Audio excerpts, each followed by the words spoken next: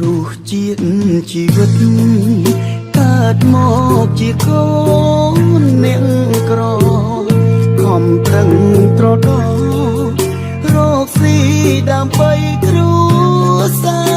រទោះដឹងនៅអត់ខំមួទាំងចិត្តខ្លោចផ្សាព្រោះតែចង់ឃើញគ្រួសារបានសុខមានបានដូចគេពេលចេញពីស្រុកឈានជើងចេញទាំងទឹកភ្នែកចិត្តកូនរីរែមិនចង់ឃ្លាតពីលោកទេដើម្បីជីវិតទោះឆ្ងាយក៏ដាច់ចិត្តដែរកូនសូមលាពុកលាម៉ែ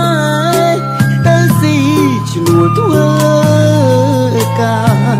ឃ្លាតកាយឆ្ងាយស្រុកកូននឹកលោកពុកអ្នកម៉ែបែកយូររាប់ខែមិនដឹងសុខទុក្ខយ៉ាងណាត្រៀតជប់ស្ងាត់កូនលួចស្រក់ទឹកនេត្រាមិនដឹងថាតើថ្ងៃណាបានជួបពុកម៉ែវិញទេកើតមកជាតិនេះគ្មានអ្នកណាចង់ក្រទេកម្មពីបុព្វេតាមមកកំណត់វាសនាថ្ងៃនេះក្រថ្ងៃក្រោយគង់បានសុខថាកូនសូមស្បត់សន្យាថាមិនឲ្យពុកម៉ែពី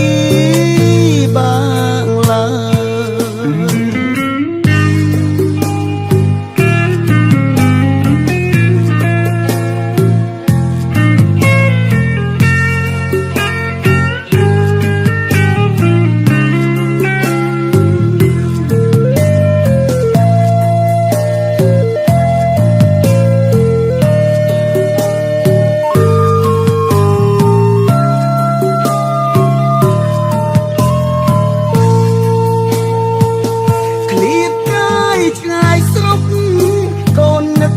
លោកពុកអ្នកម៉ែបែកយូររាប់ខែមិនដឹងសុខទុក្ខយ៉ាងណាត្រៀតជប់ស្ងាត់កូនលួចស្រក់ទឹកនេត្រាមិនដឹងថាតើថ្ងៃណាបានជួបពុកម៉ែវិញទេកើតមកជាតិនេះគ្មានអ្នកណាចង់ក្រទេកម្មពីបុព្វេ